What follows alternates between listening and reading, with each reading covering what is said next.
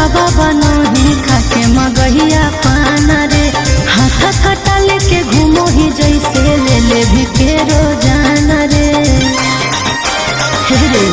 अरे हवा मारी छौड़ा बाबा बनोही खाके मगहिया पाना रे। हाथ खटा लेके घूमो ही जैसे ले ले भी के रोजाना रे। आगे हमारे इलाका में हमरे चलो हो करबे करब घमंड गे। अच्छा आगे अपन पारा खंड के ही सारा मारा खंड गे। अपन पारा खंड के ही सारा मारा खंड गे।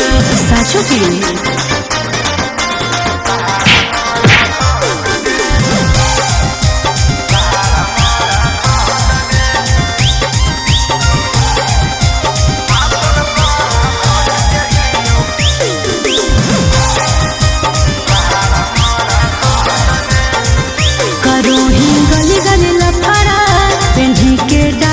कपड़ा सुधर जो अभी रे बाबू नहीं तो जइहे पकड़ा।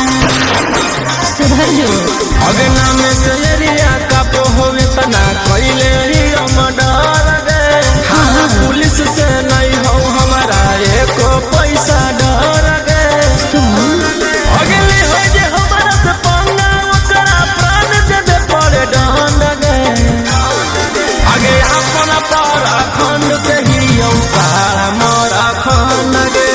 अपन पारा खंड के ही सारा मारा खंड गे।